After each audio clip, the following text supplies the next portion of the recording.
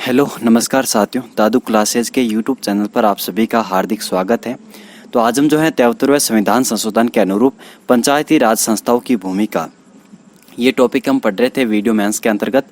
तो इसके जो है आज पार्ट सेकंड में हम 73वें संविधान संशोधन अधिनियम की सारी विशेषता, जो भी अनुच्छेद आते हैं इसके अंतर्गत 243 से लेकर के 243 ओ तक, इन सभी अनुच्छेदों के बारे में चर्चा करेंगे। और फिर हम जो है पैसा एक्ट 1996 इसके बारे में भी चर्चा करेंगे, क्योंकि अनुच्छेद 243 एम में जो है ये बताए गए हैं कि भाई कहाँ कहाँ पर जो हमारा 73वां संविधान संशोधन लागू नहीं होता है। तो उन क्षेत्रों के लिए आपको पता है कि पैसा एक्ट वगैरह ये बनाए गए हैं, तो उसके बारे में भी चर्चा करेंगे इस वीडियो में। तो चलिए फिर क्लास को शुरू करते हैं। अगर आप हमारे चैनल पर नए हो तो दादू क्लासेज के यूट्यूब चैनल को आप सब्सक्राइब जरूर कीजिए और साथ में जो बेल आइकन है उसको भी प्रेस कीजिए। और इस क्लास की जो पीडीएफ है आपको दादू क्लासेज के टेलीग्राम चैनल पर उपलब्ध हो जाएगी, तो वहाँ पर आप जुड़ जाना। डिस्क्रिप्शन बॉक्स में नीचे लिंक दी हुई है, तो सीधा आप वहाँ से जुड़ जाना और पीडीएफ वगैरह आपको दे दी जाएगी। हाँ, तो हमने पिछली क्लास में अध्ययन किया था कि भाई जो हमारा जो 64वां संविधान संशोधन विधेयक है वो राज्यसभा में जो पारित नहीं हो पाया था, इसके कारण वो भंग हो गया था बाद में। और फिर वीपी सिंह की सरकार आती है और 1990 में एक संविधान संशोधन विधेयक प्रस्तुत करती हैं, लेकिन सरकार गिर जाती है, तो इसके कारण वो जो सरकार के साथ ही उसका जो विधेयक है वो भी समाप्त हो जाता है। फिर नरसिम्हा राव सरकार आती है और 1991 में एक जो संशोधन विधेयक प्रस्तुत करती हैं। और फिर वो जो विधेयक है हमारा 73वां संविधान संशोधन विधेयक, वो 24 अप्रैल 1993 को लागू हो जाता है, अधिनियम बन जाता है। यहाँ तक हमने देख लिया था। और 24 अप्रैल को पंचायती राज दिवस मनाया जाता है। अब हम आगे बढ़ते हैं और देखते हैं कि भाई हमारा जो 73वां संविधान संशोधन है उसकी क्या क्या विशेषता हैं और हमें जो है क्या क्या पढ़ना होगा। सबसे पहले हम इस संशोधन की विस्तार से जो एक विशेषता को देखेंगे। फिर हम जो है राजस्थान के संदर्भ में उसको पढ़ेंगे कि भाई उसके तर्ज पर राजस्थान में क्या क्या जो है नियम वगैरह बनाए गए। ठीक है, देखिए 73वां संविधान संशोधन, इसके तहत हमारे संविधान में एक तो भाग 9, इस भाग 9 में 243 से लेकर के 243 ओ, यानी 243 एक, फिर 243 ए, 243 बी, इस प्रकार 243 ओ तक जो है ABCD तक ओ तक हमारे जो है संविधान में अनुच्छेद जोड़े गए। कुल मिला के कितने अनुच्छेद? 16 अनुच्छेद। 243 के से लेकर के 243 ओ तक हमारे 16 अनुच्छेद इस संविधान संशोधन के तहत जोड़े गए संविधान में, और एक 11वीं अनुसूची जोड़ी गई। इसकी हम बात करते हैं कि एक एक अनुच्छेद में क्या है और हमें क्या क्या इसके संदर्भ में जो है जानकारी प्राप्त होती है इनके अनुच्छेदों से, वो हम चर्चा करते हैं। हमारी जो ग्राम सभा है उसका उल्लेख हमें 243 अनुच्छेद जो है उसमें देखने को मिलता है। ग्राम सभा अनुच्छेद 243 में परिभाषित की गई है और इसके अनुसार, यानी 243 अनुच्छेद के अनुसार, ग्राम पंचायत में आने वाले गांव के मतदाताओं का समूह क्या कहलाता है? ग्राम सभा कहलाती है। यानी ग्राम पंचायत, उसमें जो गांव आता है, उसमें जो भी गांव आते हैं, उन गांव के मतदाताओं का जो समूह होता है उसको हम क्या कहते हैं? ग्राम सभा कहते हैं। सभी यहाँ पर लोगों को नहीं शामिल किया गया, यहाँ पर केवल मतदाताओं को, यानी जिनकी एज 18 वर्ष से ऊपर हो चुकी है और उनका वोटर ID वगैरह बन चुका है, तो उनको हम क्या कहते हैं? मतदाता कहते हैं। जो मतदाता जो मत डालने के एक तरीके से योग्य हैं, तो उनको जो है उनसे मिलकर के हमारी ग्राम सभा बनी होती है। 243 ए में जो है ये उल्लेखित है कि ग्राम सभा के जो कार्य हैं उनका निर्धारण कौन तय करेगा? तो उनका निर्धारण तय करेगा हमारा विधान मंडल, यानी उस राज्य से संबंधित जो विधान मंडल है वो हमारा जो है 243 ए में जो है उल्लेखित उपबंधों के अनुसार ग्राम सभा के कार्यों का निर्धारण करेगा। आगे बढ़ते हैं। फिर हम देखते हैं कि 73वें संविधान संशोधन के तहत हमारी पंचायती राज की त्रिस्तरीय जो है व्यवस्था बनाई गई है, यानी कि 3 स्तर पर जो है हमें देखने को मिलती है पंचायती राज संस्थाएं। शीर्ष स्तर पर हमारी होती है मित्रों जिला परिषद। ठीक है, जिला स्तर पर जिला परिषद होती है, जिसको अलग अलग राज्यों में अलग अलग नामों से जाना जाता है, लेकिन हम राजस्थान के संदर्भ में पढ़ रहे हैं, तो राजस्थान में जो क्या कहा जाता है इसको शीर्ष स्तर पर, उसी को हम यहाँ पर यूज करते रहेंगे। ठीक है, तो जिला परिषद जो हमारी जिला स्तर पर है। फिर मध्य स्तर पर मित्रों खंड आता है और खंड पर हमें पंचायत समिति देखने को मिलती है। फिर हमारे निम्न स्तर पर जो है ग्रामीण स्तर पर हमें क्या देखने को मिलती है? ग्राम पंचायत देखने को मिलती है। ग्राम पंचायत का जो अध्यक्ष होता है उसको हम सरपंच कहते हैं, जिसका जो है चुनाव प्रत्यक्ष होगा या अप्रत्यक्ष होगा ये हमारा राज्य विधानमंडल तय करता है। लेकिन राजस्थान ने जो है इसको प्रत्यक्ष रूप में माना, यानी हम ग्राम पंचायत के अध्यक्ष का चुनाव राजस्थान में प्रत्यक्ष रूप से करते हैं। और ये किस पर छोड़ा गया? तो ये हमारे राज्य विधानमंडल पर छोड़ा गया। फिर है हमारी पंचायत समिति। इसका जो अध्यक्ष होता है उसको हम कहते हैं प्रधान, और इसका जो चुनाव होता है वो अप्रत्यक्ष होता है। जब हम आगे पढ़ेंगे ये सारी चीज़ें, मैं आपको पहले ही बता रहा हूँ, पंचायत समिति का अध्यक्ष और उपाध्यक्ष दोनों का जो चुनाव है वो अप्रत्यक्ष रूप से होता है। और राजस्थान में पंचायत समिति का अध्यक्ष को हम प्रधान कहते हैं और उसके उपाध्यक्ष को हम उप प्रधान कहते हैं। फिर है हमारी जिला परिषद, और जिसको हम कहते हैं यहाँ पर अध्यक्ष उसका जो होता है उसको जिला प्रमुख, और उसका उपाध्यक्ष हम कहते हैं उसको उप जिला प्रमुख। तो यहाँ पर जो है देखने को मिलता है। और जिला परिषद और हमारी जो पंचायत समिति होता है उसके दोनों यानी अध्यक्ष और उपाध्यक्ष दोनों का जो चुनाव है अप्रत्यक्ष रूप से होता है। और ग्रामीण स्तर पर यानी ग्राम पंचायत जो होती है उसके अध्यक्ष का चुनाव तो राज्य विधानमंडल पर छोड़ा गया है, यानी प्रत्यक्ष होगा या अप्रत्यक्ष होगा, लेकिन जो उपाध्यक्ष है उसका चुनाव अप्रत्यक्ष रूप से होता है। ये सब आगे लिखा हुआ है तो आप पैनिक मत होइए ज़्यादा। अब देखिए पंचायती राज का पद सोपान, ये जो त्रिस्तरीय ढांचा है उसके बारे में पढ़ते हैं। एक एक जो है जिला परिषद, पंचायत समिति और ग्राम पंचायत की विशेषताओं को पढ़ते हैं।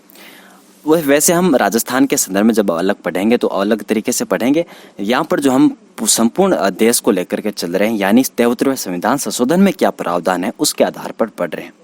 तो जिला परिषद स्थानीय ग्रामीण स्वशासन में शीर्ष स्तर पर है। शीर्ष स्तर पर जिला परिषद, मध्य स्तर पर पंचायत समिति और निम्न स्तर पर हमारी ग्राम पंचायत होती है। जिला परिषद के बारे में सबसे पहले पढ़ते हैं। जिला परिषद होती है वो स्थानीय स्वशासन की शीर्ष संस्था यानी ग्रामीण स्थानीय स्वशासन की शीर्ष संस्था है। और इसका क्या कार्य है, तो पंचायत समिति और हमारी जो ग्राम पंचायत होती है उसके मध्य समन्वय स्थापित करना जिला परिषद का प्रमुख कार्य होता है। जिला परिषद के गठन में यानी जिला परिषद का जो बोर्ड होता है उसमें कौन कौन आते हैं यानी इसका गठन किस प्रकार होता है, तो इसमें देखिए हमारे जिले के जो सभी पंचायत समितियां होती हैं उनके प्रधान इसमें होते हैं। उस जिला का एमपी उसमें होता है। उस जिले में जितनी भी विधानसभा क्षेत्र आती है उनके एमएलए जो होते हैं, विधायक जो होते हैं, वो हमारे इसके गठन में आते हैं।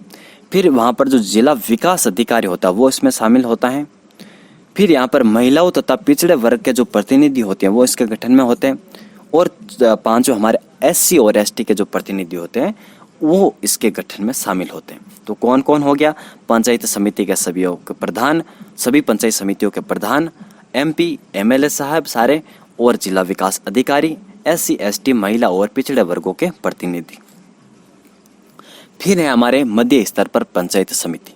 जो पंचायती राज की ये त्रिस्तरीय संरचना में मध्य स्तर पर हमारी पंचायत समिति होती है।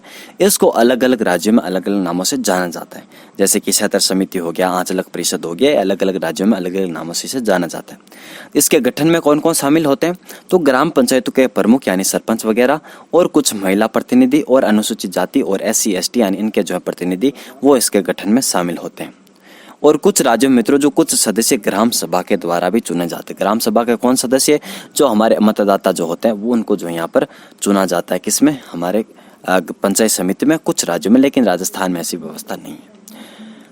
पंचायत समिति के अध्यक्ष के लिए जो चुनाव होता है मित्रों उसको हम प्रमुख का चुनाव करते हैं, यानी इसका जो अध्यक्ष होता है उसको प्रमुख कहते हैं। और ये अलग अलग जिलों राज्यों में इसको अलग अलग कहा जाता है। प्रमुख को यहाँ पर राजस्थान में प्रधान कहा जाता है और कहीं कहीं जिलों में अन्य अन्य नामों से जाना जाता है। हमें राजस्थान का याद रखना है। अगला मित्रों इसके कार्य व अधिकार क्या क्या है, तो ये हम 73वें संविधान संशोधन के अनुरूप पढ़ रहे हैं। तो प्रखंड विकास पदाधिकारी यानी जो BDO है हमारा, और पंचायत समिति का मुख्य कार्यपालिका अधिकारी होता है, यानी जो खंड विकास अधिकारी होता है। खंड विकास अधिकारी के अधीन सहायक अधिकारी तथा ग्राम विकास कर्मचारी होते हैं, जो पंचायत समिति के द्वारा नियोजित जो कार्य उनको क्रियान्वित करते हैं। पंचायत समिति क्षेत्रीय विकास के लिए योजना और कार्यक्रम बनाती हैं तथा राज्य सरकार की सहमति से उसे लागू करती हैं। सामुदायिक विकास कार्यक्रम को प्रभावी रूप से क्रियान्वित करती हैं और क्षेत्र में स्वास्थ्य, प्राथमिक शिक्षा, स्वच्छता तथा संचार के विकास के लिए कार्य करती हैं। और समिति ग्राम पंचायतों के कार्य का निरीक्षण करती हैं और ग्राम पंचायतों के बजट पर विचार करती हैं तथा आवश्यकता पड़ने पर महत्वपूर्ण सुझाव भी देती हैं। कौन, हमारी पंचायत समिति। इसके आय के साधन कौन, तो ये हमारी जो है राज्य सरकार पर निर्भर होती है, यानी राज्य सरकार जो धनराशि देती है उसके आधार पर अपना जो है दायित्व वगैरह निर्वाह करती है। फिर मित्रों ग्राम पंचायत, इसमें जो है त्रिस्तरीय पंचायती राज व्यवस्था में सतही स्तर पर हमें 3 प्रकार की संस्थाएं देखने को मिलती है। कौन कौन सी, ग्राम सभा, पंचायत और न्याय पंचायत, यही मिलकर के ग्राम पंचायत बनाती हैं। देखिए सबसे पहले हम पढ़ते हैं ग्राम सभा। वैसे मैंने आपको बताया कि 243 में जो है ग्राम सभा की परिभाषा दी, यानी ग्राम पंचायत में आने वाले एक या अनेक छोटे छोटे जो ग्राम होते हैं उनके जो है मतदाता जो है ये मिलकर के ग्राम सभा का निर्माण करते हैं, यानी उनके जो मतदाताओं के समूह को ग्राम सभा कहते हैं। तो ग्राम सभा जो है ग्राम पंचायत में आने वाले एक या अनेक छोटे छोटे ग्रामों से मिलकर के क्या होती है, बनी सभा होती है। गांव की यह सभा इस व्यवस्थापिका का कार्य करती है, विधायिका का। ये एक स्थायी संस्था है, इसे भंग नहीं किया जा सकता। और गांव का वह प्रत्येक व्यक्ति जो 18 वर्ष की आयु पूरी कर चुका है, जो 18 वर्ष की आयु पूरी कर चुका है और उसका नाम वहां की मतदाता सूची में शामिल है, तो वो हमारा ग्राम सभा का सदस्य होता है। अनुच्छेद 243A के अनुसार मैंने आपको बताया था कि ग्राम सभा के शक्तियों का प्रयोग और उसके कार्यों का जो निर्धारण है वो राज्य के विधानमंडल के द्वारा तय किया जाता है। फिर देखिए ग्राम सभा के क्या क्या कार्य हैं। तो ग्रामीण स्तर पर जो ग्राम सभा ये ग्रामों के लिए नीतियां बनाती हैं और गांव के विकास के लिए योजनाओं का निर्माण करती हैं, और ग्राम सभा के प्रत्यक्ष मतदान से ग्राम पंचायत का गठन किया जाता है। यानी ग्राम सभा के जो सदस्य होते हैं यानी मतदाता वो मिलकर के ग्राम पंचायत के अध्यक्ष का चुनाव करते हैं, उसका ग्राम पंचायत का गठन करते हैं, और पंचायत में एक मुखिया और कुछ अन्य जो है कुछ पंच होते हैं, सरपंच वगैरह और अन्य पंच होते हैं। अब हम देखते हैं पंचायत। तो पंचायत का जो गठन होता है वो भी हमारे जो है ग्राम सभा के सदस्यों के द्वारा होता है, और पंचायत के प्रमुख का जो चुनाव ग्राम के जनता के द्वारा प्रत्यक्ष रूप से राजस्थान में किया जाता है। और वैसे हम बात करें तो इसका जो होता है वो राज्य विधानमंडल पर निर्भर होता है। ग्राम प्रमुख को मुखिया, सरपंच तथा प्रमुख के नाम से भी संबोधित किया जाता है। अलग अलग राज्यों में इसको अलग अलग कहा जाता है। तो यहाँ पर राजस्थान की बात करें तो सरपंच कहा जाता है। पंचायत में एक मुखिया प्रमुख होते हैं और कुछ अन्य पंच होते हैं, और इन पंचों की जो संख्या होती है विभिन्न राज्यों में अलग अलग होती है, और राजस्थान में जो क्या प्रावधान है वो भी हम अलग से देखेंगे। फिर बात करें 243B, 243 पढ़ लिया हमने, 243A भी देख लिया। अब हम पढ़ते हैं अनुच्छेद 243B। कितने अनुच्छेद है 73वें संविधान संशोधन के तहत? तो हमारे 16 अनुच्छेद है। कितने? 16 अनुच्छेद है।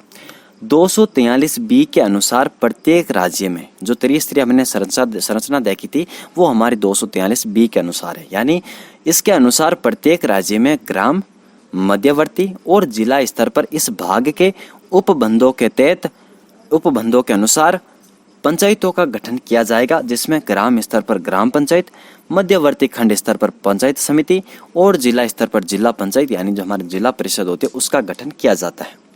73वें संविधान संशोधन अधिनियम 1992 में पंचायती राज संस्थाओं के मध्य स्तर को पंचायत समिति नाम दिया गया है, बल्कि उसको अन्य राज्यों में अलग अलग नामों से जाना जाता है। उत्तर प्रदेश में उसको क्षेत्र पंचायत कहते हैं, मध्य प्रदेश में जनपद पंचायत, और तमिलनाडु में से पंचायत यूनियन काउंसिल नाम से भी जाना जाता है। लेकिन हमें राजस्थान का याद रखना है।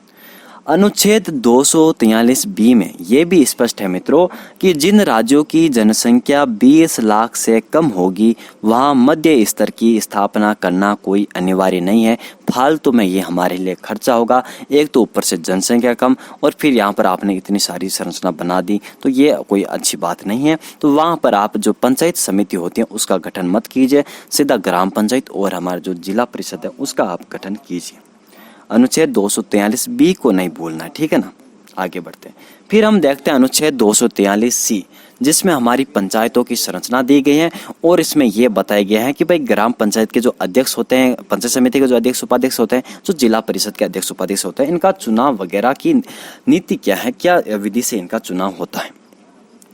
अनुच्छेद 243C में पंचायतों के संरचना का उल्लेख है। इसके अनुसार ग्राम पंचायत के उपाध्यक्ष, पंचायत समिति के अध्यक्ष एवं उपाध्यक्ष, जिला परिषद के अध्यक्ष एवं उपाध्यक्ष, इनका चुनाव तो अप्रत्यक्ष होगा, लेकिन ग्राम पंचायत के अध्यक्ष का चुनाव प्रत्यक्ष होगा या अप्रत्यक्ष होगा वो हमारे राज्य विधानमंडल निर्धारित करेगा। और राजस्थान के विधानमंडल ने कहा कि भाई हम तो हमारे राजस्थान में प्रत्यक्ष रूप से करेंगे, हम तो लोकतंत्र को मजबूत बनाएंगे। अनुच्छेद 243C में ये उल्लेखित है कि राज्य विधानमंडल विधि बनाकर ग्राम पंचायत के अध्यक्ष को पंचायत समिति में तथा पंचायत समिति के अध्यक्ष को जिला परिषद में सदस्य बना सकते हैं। और आप जानते हैं कि ग्राम पंचायत के जो अध्यक्ष होते हैं सरपंच साहब, वो हमारे पंचायत समिति में क्या होते हैं, सदस्य होते हैं, और जो पंचायत समिति के जो अध्यक्ष होते हैं वो हमारे जिला परिषद में शामिल होते हैं, यानी उसके गठन में शामिल होते हैं। तो ये हमने पहले भी देखा है। 243C में ये भी उल्लेखित है कि राज्य विधानमंडल विधि बनाकर राज्यसभा, लोकसभा, विधानसभा तथा विधान परिषद के सदस्यों को इन संस्थाओं में सदस्य बना सकती है। और मैंने आपको वहाँ पर बताया था कि भाई हमारे राजस्थान में जिला परिषद में जो हमारे होते हैं कौन, जो MP होते हैं और MLA होते हैं, उनको जो है अध्यक्ष यानी उनको जो है उसके गठन में शामिल किया है। फिर बात करते हैं अनुच्छेद 243D की। इसमें मित्रों आरक्षण के बारे में उल्लेख है। किसके बारे में? आरक्षण के बारे में उल्लेख है, जैसा कि अशोक मेहता साहब ने कहा था। तो अनुच्छेद 243D में आरक्षण का उल्लेख है, यानी इन पंचायती राज संस्थाओं में SC, ST और महिला जो होती है उनको आरक्षण देने का प्रावधान क्या है, और OBC को आरक्षण राज्य विधानमंडल पर छोड़ा गया है। तो अनुच्छेद 243D के अनुसार पंचायती राज संस्थाओं में जनसंख्या के आधार पर, किसके आधार पर? ऐसा नहीं है कि सीटें निर्धारित कर दी, नहीं, जितने आपकी ग्राम पंचायत में या फिर जिला परिषद में आपकी SC वाली जनसंख्या है उसके आधार पर SC की सीटें वहाँ पर निर्धारित होगी। भाई जिस जिले में, जिस ग्राम पंचायत में SC का कोई है ही नहीं व्यक्ति, तो फिर वहाँ पर क्यों सीटें दी जाए फालतू में? तो जनसंख्या के आधार पर जो है वहां पर SC और ST को क्या दिया जाता है? आरक्षण दिया जाता है। फिर बात करें अनुच्छेद 243D के तहत इन संस्थाओं में महिलाओं के लिए 1/3 स्थान आरक्षित रखे गए हैं, और SC ST वर्ग की महिलाओं के लिए आरक्षित जो स्थान वो सहित, यानी SC ST वर्ग की जो महिला उनके लिए आरक्षित स्थान है वो इसमें, यानी महिलाओं के जो 1/3 स्थान है उसमें शामिल होते हैं। ऐसा नहीं है कि उनको अलग से किया जाता है, अलग से SC ST में शामिल किया जाता है, नहीं, यहाँ पर जो है संपूर्ण महिलाओं के लिए 1/3 स्थान आरक्षित होता है, उसी में ST ST जो वर्ग की महिला उनके लिए आरक्षित स्थान भी शामिल होते हैं।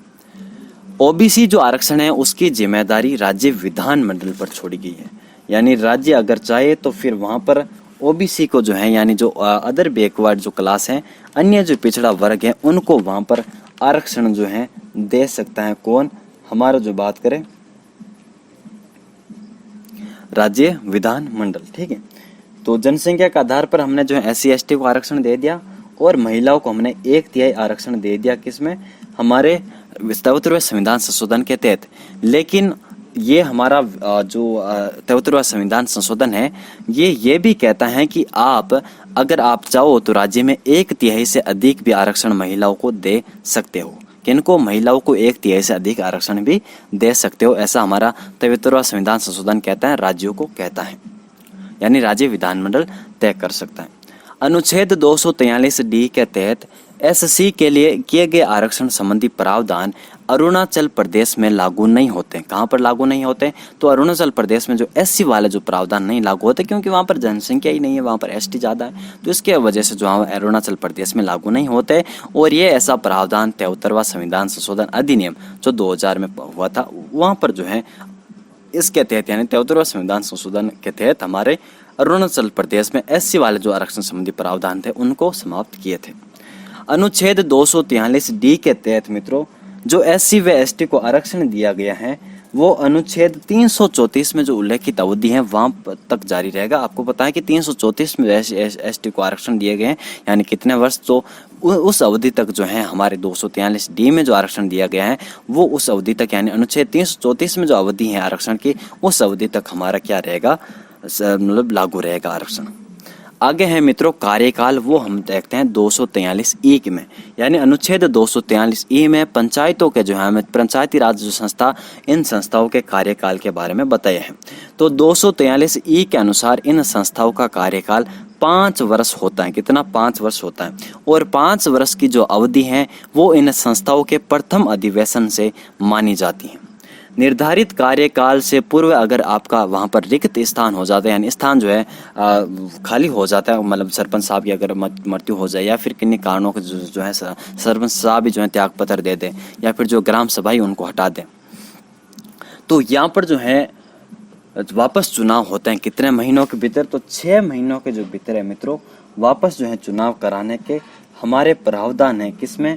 अनुच्छेद 243E में, कि आपको जो है अगर आपका वहाँ पर स्थान खाली है तो फिर आप जो है 6 माह के भीतर शेष अवधि के लिए आपको चुनाव कराने होंगे। कि मान लीजिए कोई सरपंच साहब है और 2 साल तक उन्होंने जो है सरपंचाई कर ली, और फिर जो है 2 साल के बाद 2015 में वो सरपंच बने और 17 तक जो है सरपंच साहब रहे, और फिर वो ठंड पी गई यानी मृत्यु होगी उनकी, तो फिर जो है पद खाली हो जाता है।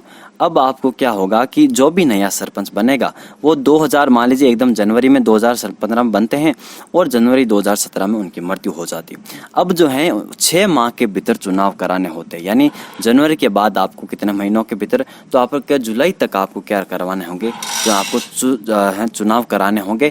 तो इस प्रकार मित्रों जो है जो भी सरपंच यहाँ पर बनेगा 2017 में जनवरी से लेकर बीच में जून तक यानी मई जून तक बनेगा जो भी सरपंच, वो जो है आगे 3 वर्षों तक ही सरपंच रहेगा, यानी कितना 2-3 वर्ष तक यहाँ पर आगे सरपंच रहेगा। तो इस प्रकार शेष अवधि के लिए आपको कराना होता है। ऐसा नहीं है कि यहाँ पर सरपंच नियुक्त होता और वह कहता अब तो मैं 5 वर्षों के लिए यहाँ पर सरपंच बनूंगा, नहीं, ऐसा नहीं है। जितना आपको कार्यकाल उस पहले वाले सरपंच का बचा है वो आपको कार्यकाल यहाँ पर मिलेगा। परंतु यदि आम चुनाव के 6 महीने से कम दिन रह गए हैं तो नए चुनाव आम चुनाव के साथ ही होंगे। तो ये तो ऑब्वियस बात है, आपको 6 माह के भीतर करवाना होता है। और हो सकता है कि भाई 5 महीने के अंतर्गत आपको आम चुनाव आयोजित होने वाले हैं, तो फिर फालतू में 3 महीनों के अंतर्गत क्यों चुनाव करें, 3-4 महीनों का, फिर सीधा वहीं करवा लेंगे आम चुनाव में।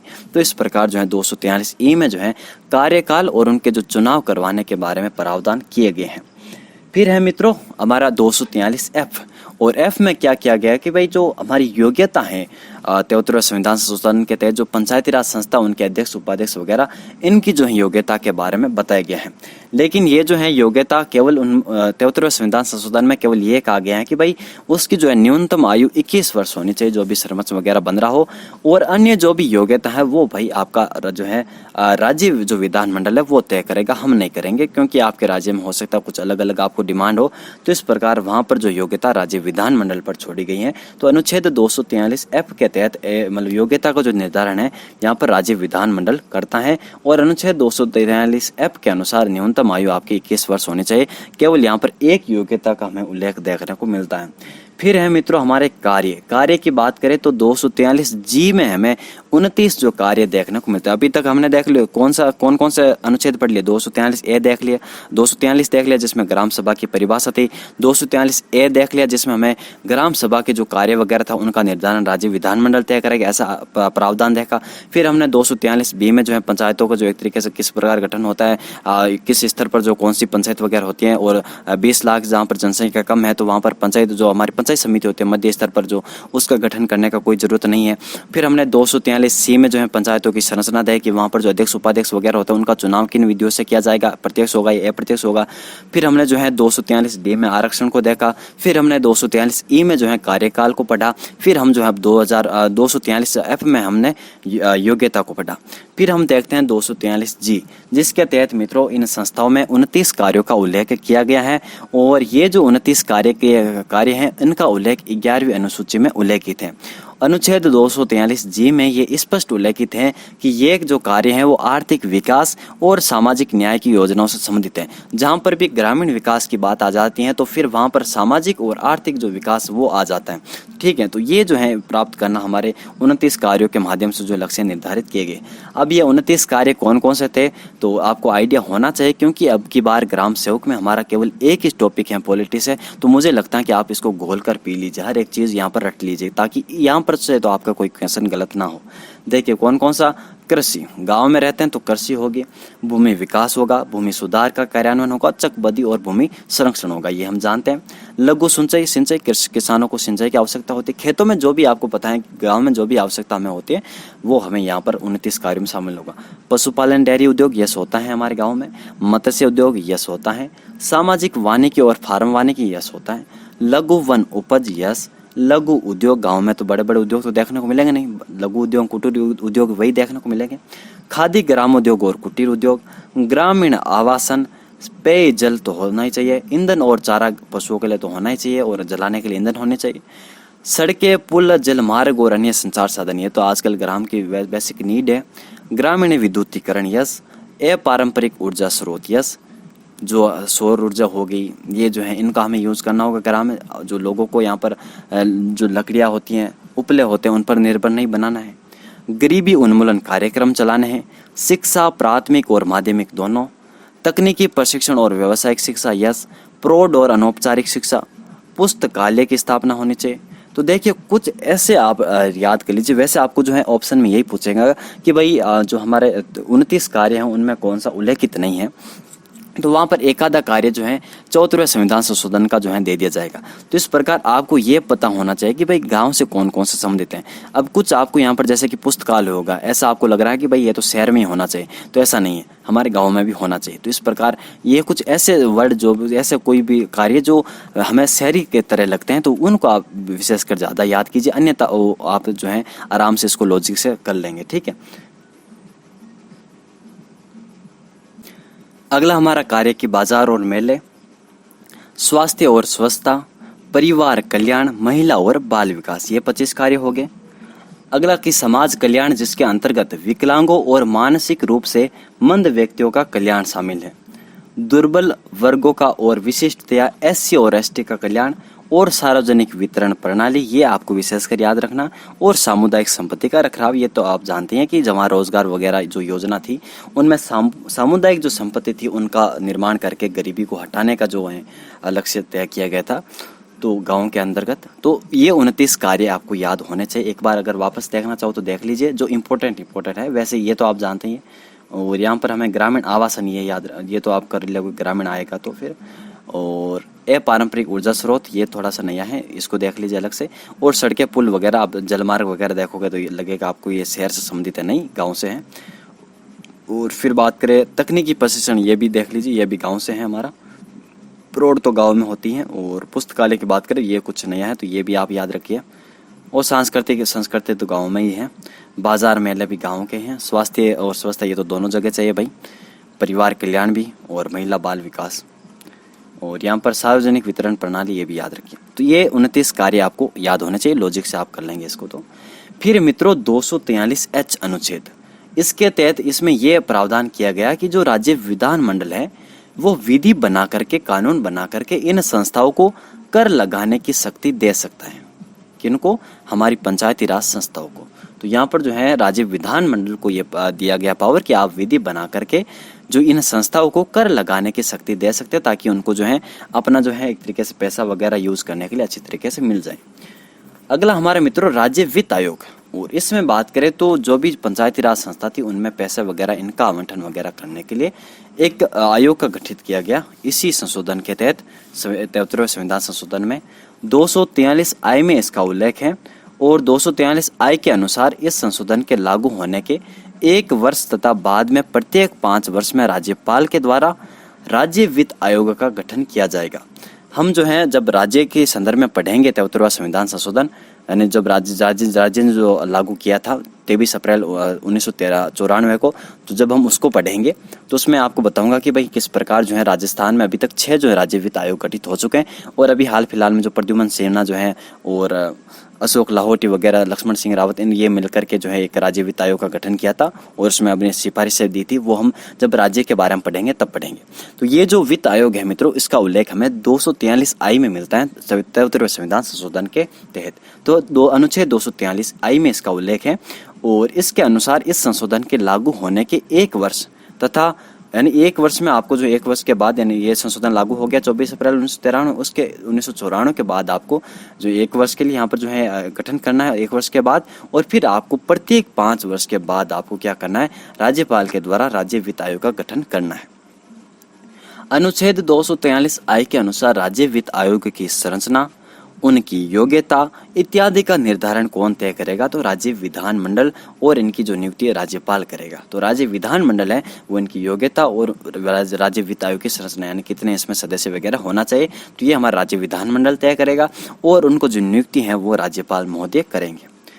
अनुच्छेद 243I के अनुसार ये आयोग राज्य के द्वारा एकत्रित करों तथा शुल्कों में से पंचायतों को किया जाने वाला आवंटन देगा, राज्य की संचित निधि में से दिया जाने वाला अनुदान तय करेगा, इन संस्थाओं के वित्तीय सुदृढ़ीकरण के लिए उपाय सुझाएगा, और पंचायतों के वित्तीय सुदृढ़ीकरण हेतु राज्यपाल के द्वारा अगर कोई काम सौंपा जाता है तो वो काम भी हमारा कौन करेगा, राज्य वित्त आयोग करेगा। तो ये हमारा 243I में राज्य वित्त आयोग।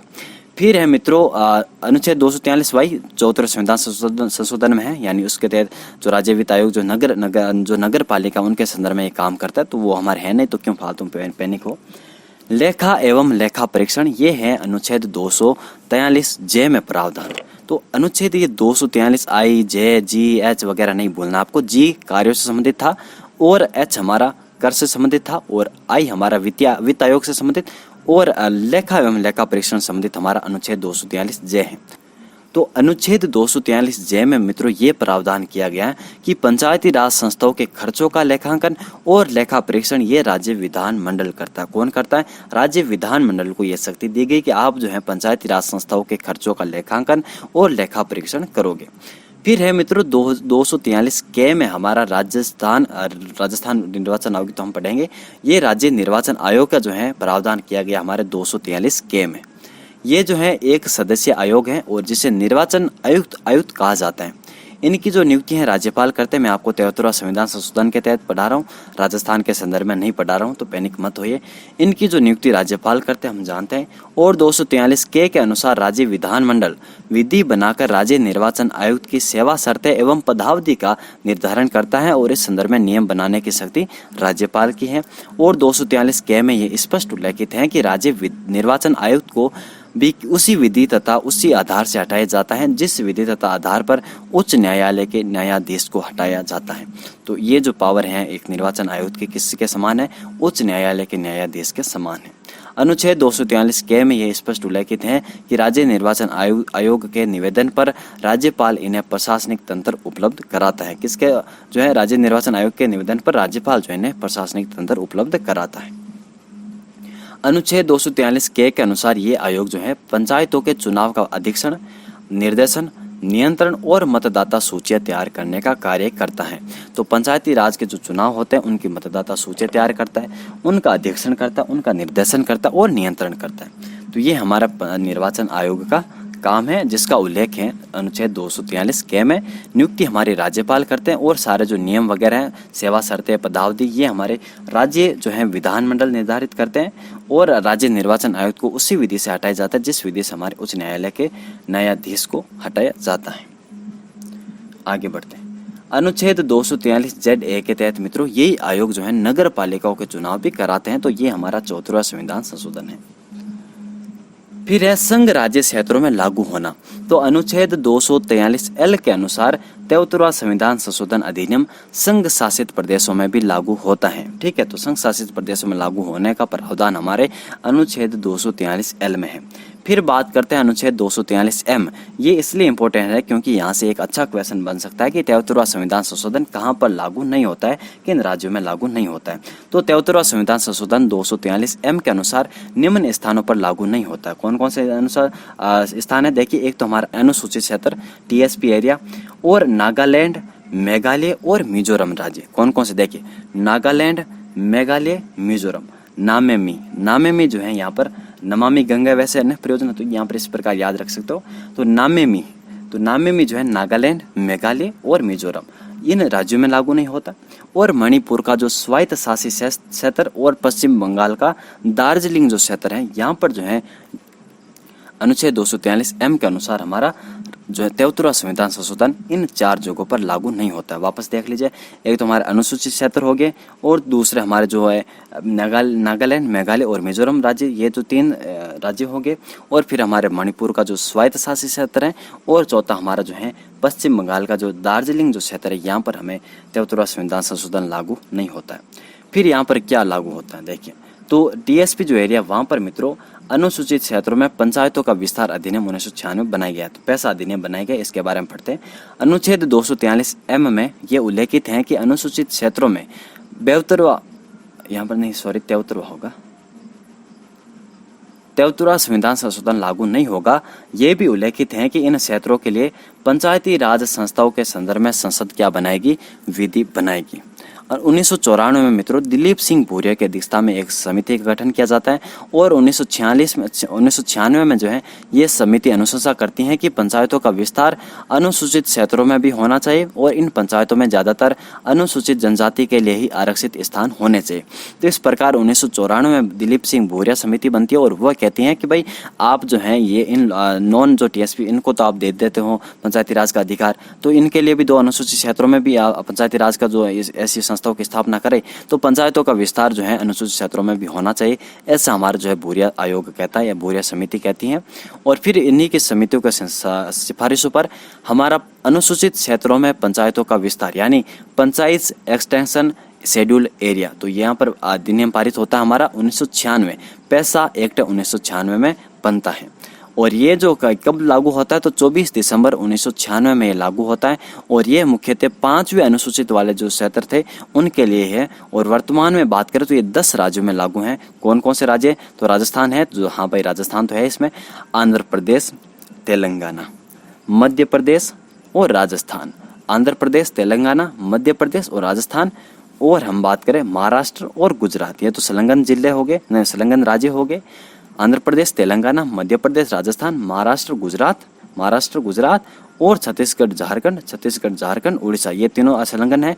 छत्तीसगढ़ झारखंड उड़ीसा और एक हमारा हिमाचल प्रदेश। तो इन 10 राज्यों में मित्रों हमारा पैसा जो एक्ट है वो लागू है और ये कानून उन स्थानों हेतु निर्मित किया गया जो पंचायती राज अधिनियम 1993 जहाँ पर लागू नहीं होता है, तो वहाँ पर जो है हमारा पैसा अधिनियम बनाया गया है 1996 में बनाया गया है। आंध्र प्रदेश, मध्य प्रदेश, तेलंगाना, राजस्थान, छत्तीसगढ़, हिमाचल प्रदेश, महाराष्ट्र, गुजरात, ओडिशा और झारखंड, ये 10 राज्य हैं जहाँ पर हमारा पैसा अधिनियम लागू है। देखिए हमारा जो पैसा एक्ट है 1996, इसके क्या क्या उद्देश्य हैं। तो पंचायतों से जुड़े प्रावधानों को जरूरी संशोधनों के साथ अनुसूचित क्षेत्रों में विस्तारित करना, जनजातीय जनसंख्या को स्वशासन प्रदान करना, पारंपरिक परिपाटियों की सुसंगतता में उपयुक्त प्रशासनिक ढांचा विकसित करना, जनजातीय समुदायों की परंपराओं एवं रिवाजों की सुरक्षा तथा संरक्षण करना और सहयात्री लोकतंत्र के तहत ग्राम प्रशासन स्थापित करना। तो ये हमारे इस अधिनियम के उद्देश्य हैं। और इस अधिनियम की विशेषता क्या क्या देखिए, तो इन क्षेत्रों के ग्राम सभा में कम से कम आधी जो सीटें होती है वो जनजातियों के लिए आरक्षित होंगी। खनिज के उत्पादन के लिए लाइसेंस देने से पहले इनकी अनुशंसा ली जाएगी। इन पंचायती संस्थाओं को ऋण व्यवस्था को नियंत्रित करने की शक्ति दी गई है। ग्रामीण बाजारों का विनियमन में भूमि बिक्री को रोकने के संदर्भ में इन संस्थाओं को विशेष अधिकार दिए गए हैं। सभी स्थानीय संस्थाओं के अध्यक्ष का पद जनजातीय लोगों के लिए आरक्षित किया गया तथा भूमि अधिग्रहण व खनन के लिए सरकार के द्वारा ग्राम सभा तथा पंचायतों से विचार विमर्श किया जाएगा। तो ये इनको जो है काफी सारे एक तरीके से रियायतें वगैरह दी गई हैं पैसा अधिनियम के तहत अनुसूचित जनजाति वाले लोगों को। फिर मित्रों पत्थलगढ़ी पैसा एक्ट 1996 के प्रावधानों को उचित तरीके से लागू नहीं करने पर अनुसूचित क्षेत्रों में पैसा एक्ट 1996 के प्रावधानों को उकेर कर पत्थर गाड़ना पत्थलगढ़ी जो है कहलाता है। और ये आंदोलन हमारा कहाँ से प्रारंभ हुआ, तो झारखंड से प्रारंभ हुआ था। ठीक है, तो पत्थलगढ़ी क्या है, तो ये पैसा एक्ट 1996 के प्रावधानों को जो है पत्थरों पर जो उकेर करके जो है उस क्षेत्रों में लगाया जाता था। तो इसी प्रकार मतलब पत्थर गाड़ना, तो इस प्रकार इसका नाम पत्थलगढ़ी हो गया। और ये आंदोलन झारखंड से प्रारंभ हुआ था। फिर बात करते हैं अनुच्छेद 243N की। हमने 243M देख लिया, अब हम N देखते हैं। अनुच्छेद 243N में ये उल्लेखित है कि 73वां संविधान संशोधन अधिनियम 1992 के लागू होने के 1 वर्ष के भीतर सभी राज्यों को इस संदर्भ में इस संशोधन के अनुरूप कानून बनाकर लागू करना होगा। यानी ये जो है 24 अप्रैल 1993 को जो लागू हो गया, तो उसके बाद 1 वर्ष के भीतर जो है सभी राज्यों को जो है इसको संशोधन करके अपने राज्य के अनुसार आपको जो है ये जो है अधिनियम पारित करना होगा पंचायतों के लिए। अनुच्छेद 243O में क्या है लास्ट के अनुच्छेद में, तो ये यहाँ पर उल्लेखित है कि निर्वाचन क्षेत्रों के परिसीमन जो संबंधी मामले हैं उनको न्यायालय में चुनौती नहीं दी जा सकती। तो परिसीमन जो संबंधी मामले जो भी होते हैं इसके निर्वाचन क्षेत्र में, तो उनको जो है न्यायालय में चुनौती नहीं दे सकते। ऐसा हमारा प्रावधान अनुच्छेद 243O करता है। ठीक है, तो ये हमने जो है 73वें संविधान संशोधन की सभी विशेषताओं को पढ़ लिया है और अगली क्लास में जो हम राजस्थान में जो पंचायती राज जो अधिनियम वगैरह हैं उसको कब पारित किया गया, किस प्रकार जो है संशोधनों के साथ इसको पारित किया गया 23 अप्रैल 1994 को, और उसमें जो है क्या क्या प्रावधान है उनको हम अलग से पढ़ेंगे, ताकि आपके मन में ताकि आपके जो दिमाग में एक अच्छी तरीके से जो है ये सारी चीज़ें कंसेप्ट वगैरह क्लियर हो पाए, अन्यथा कोई एक रायता बन जाएगा जिससे कोई फायदा नहीं होगा। तो मिलते हैं आपसे नेक्स्ट वीडियो में। धन्यवाद।